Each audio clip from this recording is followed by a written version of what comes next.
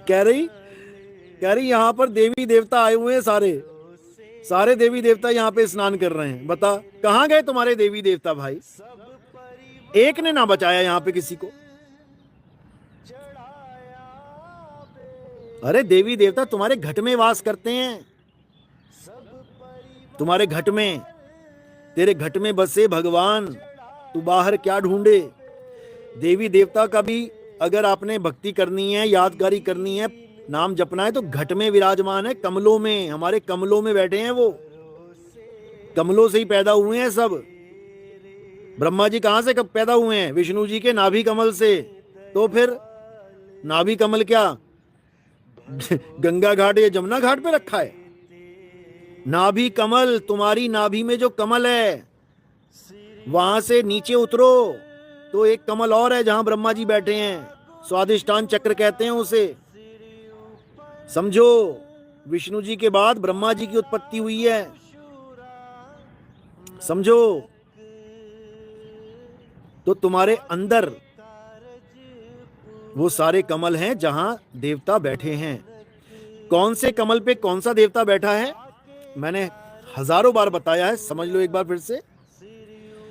सबसे नीचे मूल चक्र है, जिसको मूलाधार चक्र भी कहते हैं, वहां पर गणेश जी का वास है। मूलाधार चक्र पे गणेश जी का क्या कार्य है?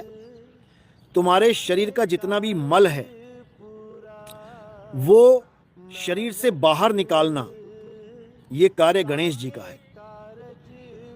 यानी तुम सुबह उठ के सबसे पहला काम जो करते हो वो काम गणेश जी से ही रिलेटेड है। क्या करते हो? गोबर करते हो, इसीलिए गोबर का गणेश भी बनाया जाता है। सांकेतिक ज्ञान है ये। गोबर गणेश इसीलिए बनाया जाता है क्योंकि उनका स्थान तुम्हारे मूलाधार चक्र पे है, गुदा चक्र पे।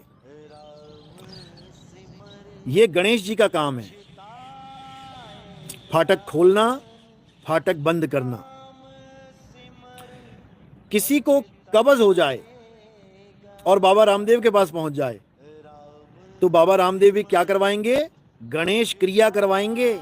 गणेश क्रिया क्या होती है? गणेश क्रिया, गणेश क्रिया होती है तेल में उंगली डाल के, गुदा के अंदर डाल के उंगली को क्लॉकवाइज और एंटी क्लॉकवाइज घुमा के बड़ी आंत की सफाई की जाती है, समझ लो। इसलिए गणेश जी का वास कहां है? गुदा चक्र में। सबसे पहला काम क्या करते हैं हम दिन में? सबसे पहला काम उठते ही क्या करेंगे? गोबर निकालेंगे बाहर। इसलिए पहली पूजा किसकी है? बाकी देवी देवता बाद में देखेंगे। सबसे पहले प्रथम पूजा गणेश जी की बोली गई है। यही है, यही है वो। उस चक्र के ऊपर क्या है? उसके ऊपर ब्रह्मा जी का वास है, यानी स्वादिष्ठान चक्र। अब ब्रह्मा जी क्या कर रहे हैं वहां पे? ब्रह्मा जी का कार्य है संसार की, जगत की उत्पत्ति करना। कैसे करते हैं? हर गर्भ में बीज डाल के करते हैं। हर गर्भ में बीज डालना ब्रह्मा जी का काम है। चाहे कोई हिंदू, चाहे कोई मुस्लिम, चाहे कोई सिख, चाहे कोई ईसाई, कोई भी हो, ब्रह्मा जी का काम है सृष्टि करना। सृष्टि कोई अल्लाह नहीं बना रहा है। ये दुनिया इतने बच्चे पैदा हो रहे हैं, अल्लाह नहीं पैदा कर रहा है। पैदा करने की ड्यूटी किसकी है? ब्रह्मा जी की। ब्रह्मा पैदा करते हैं, विष्णु पालन करते हैं, शंकर जी संहार करते हैं। कैसे करते हैं पूरा समझ लो अच्छे से। ब्रह्मा जी गर्भ में बीज डालते हैं, जैसे हम खेती बाड़ी के लिए बीज डालते हैं, सबसे पहले बीज ही डाला जाएगा तभी फसल उगेगी। तो ब्रह्मा स्वाद चक्र पे बैठे हैं, जहां हमारा लिंग है वहां पर ब्रह्मा का वास है, ब्रह्मा और सावित्री का। तो सारी दुनिया के बच्चे कहां? गर्भ में ही पैदा हो रहे हैं। यही सृष्टि है, यही सृष्टि है। जो पिंडे सो ब्रह्मंडे, जिन खोजा तिन पाया। तो ब्रह्मा जी ने अपना कार्य पूरा किया। अब क्या होगा? अब विष्णु जी का कार्य शुरू हो जाएगा, क्योंकि गर्भ में जो बच्चा ठहर गया, अब उसके लिए खाना पीना, उसके जीवन को कैसे 9 महीने रखेंगे भाई उसको। तो क्या करते हैं विष्णु जी, माँ के गर्भ में ही बच्चे की नाभि से एक पाइप लगा देते हैं। माँ के गर्भ में बच्चे को माँ से कनेक्ट कर देते हैं पाइप के थ्रू। अब उस पाइप में क्या है, उसमें हवा पानी जो भी बच्चे को चाहिए, गर्भ में 9 महीने तक बच्चे को जो कुछ भी चाहिए उसी पाइप के द्वारा दिया जाता है। जैसे तुमने बीज बोया, अब क्या कर रहे हो, अब पाइप लेके पानी दे रहे हो खेत में, क्यारी में।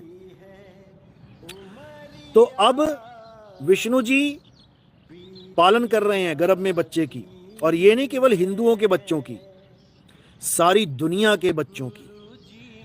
चाहे कोई हिंदू है, चाहे कोई मुस्लिम है, चाहे कोई सिख है, चाहे कोई ईसाई है, बच्चा जैसी गर्भ से बाहर आएगा देखना एक पाइप लगी होगी। वो पाइप लगाना ही विष्णु जी का कार्य है, यानी सतोगुण का कार्य है। ब्रह्मा जी कौन है, रजोगुण। विष्णु जी क्या हैं, सतोगुण।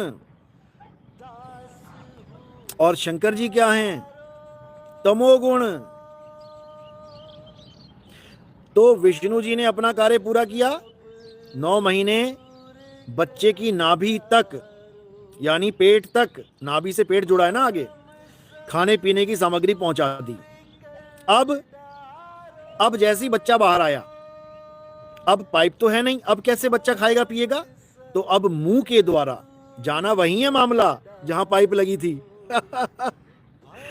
तो वो खा पी के कहां जा रहा है, पेट में। अब उसका जो सत निकालना है, कहते हैं ना सत, यानी ये सेब का सत है। सत का मतलब कंसंट्रेटेड, सत, अर्क को सत भी कहते हैं। तो सतोगुण का क्या कार्य है कि जितना भी भोजन आपने किया है उसका सत निकालेगा वो, उसमें से अच्छी अच्छी मेन चीजें निकाल लेगा जो चाहिए। और बाकी क्या करेंगे, बाकी गणेश जी को फॉरवर्ड कर देंगे कि गणेश जी इसको निकालो, ये मल है, ये मल है, निकालो इसे। ये है विष्णु जी का कार्य। अब शंकर जी का क्या कार्य है, उसी नाभि से थोड़ा सा और ऊपर उठेंगे तो वहां पे हृदय चक्र है। अब हृदय चक्र पे किसका वास है, शंकर जी का वास है। अब उनका क्या काम है, उनका काम है संहार करने का। जब तक शंकर जी संहार ना कर दें तब तक डॉक्टर भी तुम्हें सर्टिफिकेट नहीं दे सकता, डेथ सर्टिफिकेट। तुम कितना ही मांगते रहो अपने पिताजी का डेथ सर्टिफिकेट, लेकिन धड़कन चल रही है, आईसीयू में है, धड़कन चल रही है, डॉक्टर सर्टिफिकेट नहीं देगा। वो कहेगा जब तक धड़कन नहीं रुक गई, पूरी हार्ट बीट रुक नहीं गई, खेल खत्म नहीं हुआ, भले एक भी अंग काम ना कर रहा हो, आंखें भी काम ना हो, कोमा में पड़ा है गुरु पापा, तब भी उसका सर्टिफिकेट, डेथ सर्टिफिकेट नहीं मिल सकता। क्यों, शंकर जी ने सृष्टि का नाश नहीं किया है। सृष्टि कैसे नाश करते हैं, जो शंकर जी का डमरू है ना, डमरू, डम डम डम डम, ये कुछ और नहीं है, ये तुम्हारा हृदय है, तुम्हारे दिल की धड़कन है, ये चल रहा है डम डम डम डम डम डम डम डम। और जब तांडव होने वाला होता है, यानी तुम्हारी मृत्यु आने वाली होती है, तुम्हारा झगड़ा हो गया किसी से, तुम मारने जा रहे हो, कोई तुम्हें मारने आ रहा है, फिर देखो कैसे चलता है ये, फिर तांडव नृत्य चलेगा, डम डम डम डम डम डम डम डम, 200 की स्पीड में भागेगा, फिर समझ लो। तो इसलिए इनको समझो, ये ब्रह्मा विष्णु महेश जी कहीं बाहर किसी मंदिर में नहीं है भाई, ये हमारे शरीर के अंदर हैं, शरीर के अंदर, और अपने अपने गुणों के आधार पे कार्य कर रहे हैं, समझ लो। तो अब क्या करना है, अब इनको समझना है। बहुत दौड़ लिए मंदिरों के चक्कर में, अब इनको समझना है कि आखिर ये हैं क्या और कैसे कार्य करते हैं। हृदय चक्र के ऊपर क्या है, कंठ चक्र। कंठ चक्र में किसका वास है, कंठ चक्र में माया का वास है। किसका, कहते हैं ना कंठ बसो शारदा माई, तो शारदा माँ कह लो, अष्टांगी कह लो, महामाया कह लो, एक ही बात है। यानी तीनों से ऊपर ब्रह्मा जी, विष्णु जी, महेश जी से ऊपर कौन बैठा है? माया बैठी है। अब ये माया का क्या काम है? इसका काम है तुम्हारे गले में से आवाज निकालना और तीनों गुणों को आदेश देना कि ब्रह्मा जी तुम ये काम करो, विष्णु जी तुम ये काम करो, शंकर जी तुम ये काम करो। इस बॉडी को जिस चीज की जरूरत पड़ती है, इस सृष्टि को पालने में जो भी चीज की जरूरत पड़ती है, माया बोल के बताती है। जैसे इस शरीर को पानी की जरूरत पड़ी, अब ना ब्रह्मा जी बोल पाएंगे और ना विष्णु जी बोल पाएंगे और ना शंकर जी बोल पाएंगे, ना गणेश बोल पाएंगे। कौन बोलेगा? ये माया बोलेगी। अरे भाई एक गिलास पानी दे दो, तो ये कौन बोल रहा है? ये माया का ही है खेल सारा। कंठ में माया का वास है, वही ये तरह तरह के अक्षर पैदा कर रही है। हिंदुस्तान में हिंदी अक्षर पैदा कर रही है, अरब देश में अरबी अक्षर पैदा कर रही है, अंग्रेजों के यहाँ अंग्रेजी पैदा कर रही है, जापान में जापानी पैदा कर रही है, ताइवान में ताइवानी पैदा कर रही है, फ्रांस में फ्रेंच, जर्मनी में जर्मन, स्पेन में स्पेनिश। समझ लो, ये माया का खेल है। और ये माया किसके हुक्म को बोल के बता रही है? जो मायापति है, जो माया का नाथ है, वो कहाँ बैठा है? कंठ चक्र से ऊपर उठोगे, आज्ञा चक्र में, यहां बैठा है वो। यहां कौन बैठा है? यहां माया का पति अलख निरंजन बैठा है। अलख निरंजन इसी को काल भगवान कहते हैं।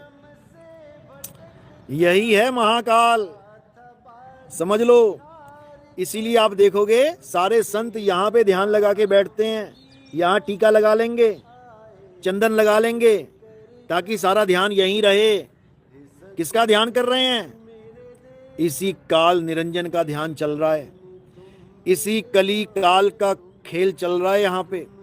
इस कली काल का स्वरूप क्या है? इसका स्वरूप ज्योति स्वरूप है। यहां पर ज्योत जल रही है, ये मन ही है। ये ज्योत मन ही है, ये परमात्मा नहीं है। समझ लो, ये मन ही है। गुरबाणी कहती है, बाबा नानक कहते हैं, मन तू ज्योत स्वरूप है, हे जीव अपना मूल पछाण। समझ लो, मन तू ज्योत स्वरूप है, अपना मूल पछाण। ये मन ही कली काल है। और इन दोनों से अलग एक आंख, एक आंख प्रतीक है उसका, वन आई। ये दो किसी काम की नहीं है, इससे नहीं दिखेगा वो तीसरी आंख से दिखेगा। यानी इन दोनों के अलावा एक आंख और है, उसी से ये कली काल दिखाई देता है। यही दज्जाल है।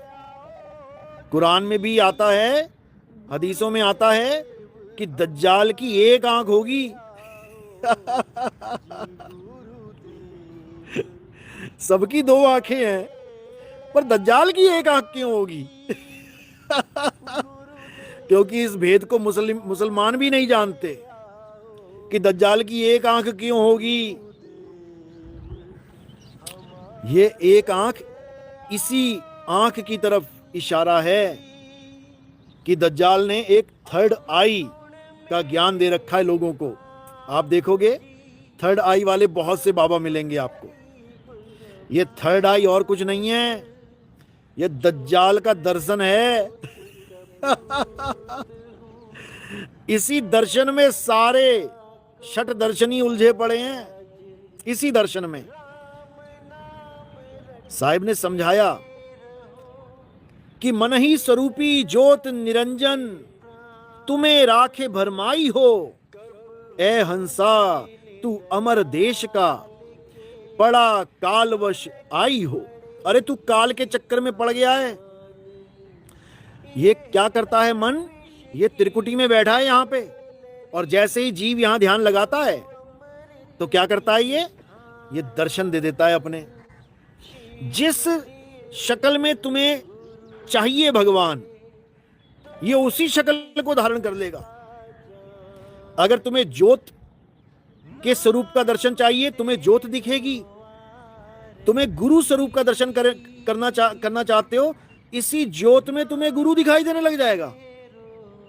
इतना शातिर है ये। एआई टूल समझ लो इसको। तुम कैसी फोटो बनाना चाहते हो, बस तू बता सही, अभी 2 मिनट में ले तेरे सामने है। इतना खतरनाक है ये। इसीलिए बोला है मन से बड़ा बहरूपी ना कोई। बहरूपी क्या होता है? बहरूपी क्या होता है? गीता में बचपन से सुनते आ रहे हैं लेकिन समझ नहीं पा रहे हैं। मन से बड़ा बहरूपी ना कोई, क्या बोला है? बहरूपी यानी इसके बहुत सारे रूप हैं। इतने रूप हैं तुम गिन नहीं सकते। इतने रूप लेके बैठा ये। पल पल रचता स्वांग निराले। इतना खतरनाक है ये। और सारे बाबा, सारे जोगी जंगम, सारे सेवड़े सन्यासी, सारे नागा जितने भी हैं, वैष्णव पंथी, ये पंथी, वो पंथी, ये गुरुजी, वो गुरुजी, फलाना ढिकाना, जितने गुरुजी हैं, ये सब इसी के गुलाम हैं। ये सब इसी के गुलाम हैं। इसी निरंजन की गुलामी कर रहे हैं ये सब, इसी निरंजन की गुलामी। लेकिन साहिब समझाते हैं, साधो निरंजन जाल पसारा। तगड़ा जाल बुन दिया भाई, तगड़ा जाल बुन दिया निरंजन ने। अब निकल के दिखाओ तुम। नहीं निकल पाओगे। इतने बंधन लगा दिए इसने, ये हालत खराब कर दी सबकी। बहुबंधन में बांधिया एक बेचारा जीव, और केवल छूटे आपने जो न छुड़ाए पीव। तो यहां पर वो बैठा है जो सारी दुनिया को हुक्म दे रहा है, और सारी दुनिया उसके हुक्म को मान रही है, फॉलो कर रही है। समझ लो, तुम भी उसी के गुलाम हो बैठे हो। सुबह से लेके रात तक उसी की गुलामी करते हो। कैसे करते हो? सुबह तुम्हें कोई उठाना चाह रहा है, उठ जाओ उठ जाओ, वो 10 बार बोल देगा, नहीं उठोगे। कब उठोगे? जब मन एक बार बोल देगा। और अगर मन ने बोल दिया ना नहीं उठना है, तो बोल बोल के चला जाएगा वो उठाने वाला। लेकिन तुम उठ नहीं सकते। क्यों? मन नहीं कर रहा है। मन नहीं कर रहा है कि उठ जाऊं। तो सो रहे हैं। एकदम मन करेगा, उठो, कॉलेज जाना है, उठो, ऑफिस जाना है, मन ने बोला एकदम उठ गए, हाँ जाना है भाई जाना है।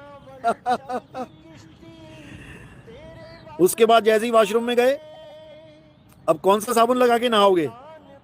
जो तुम्हारे मन को सबसे पसंद है वही खरीद के लेके आओगे मार्केट से। समझ लेना। अब मम्मी पूछेंगी चाय बनाऊं या कॉफी? अब मन से पूछा जा रहा है, हाँ भाई मन भाई चाय मंगाई जाए कॉफी। अब मन क्या कर रहा है? कॉफी पीते हैं आज, मम्मी कॉफी ले आना। समझे? ये कली काल एक एक को नचा रहा है, एक एक को। एक भी नहीं बचा है इसके जाल से। समझ लो, एक भी नहीं बचा। अब नहा धो के बाहर निकले, 50 कपड़े पड़े हैं अलमारी में, कौन से उठा के पहनोगे? सारे तुम्हारे ही हैं, पड़ोसियों के नहीं है। कौन सा पहनोगे? जो आज मन कर रहा है पहनने का, वही निकाल के पहन लोगे। समझ लो, कहीं फिल्म लगी है, अगर मन को पसंद है तभी जाओगे फिल्म देखने, और मन को पसंद नहीं है ना तो 3 घंटे तुम बैठ नहीं सकते वहां पे। उठ के निकल आओगे। क्या हुआ भैया, तू उठ के जा रहा है? अरे मन ही नहीं कर रहा देखने का। समझ लो, एक एक चीज इस दुनिया में मन ही करवा रहा है।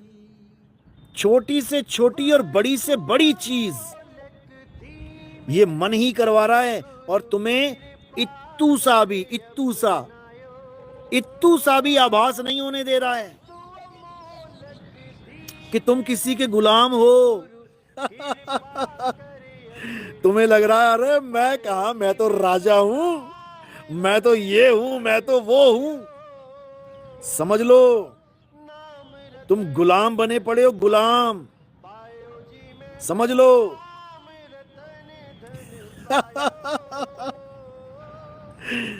इसलिए इस मन को अच्छे से समझोगे, यानी दुश्मन को अच्छे से समझ लोगे, तभी फतेह होगी। अब तुम्हें दुश्मन ही नहीं पता तो गोली किसे मारोगे? जब तुम्हें पता ही नहीं है कि दुश्मन कौन है तो तुम मारोगे किसे? समझ लो।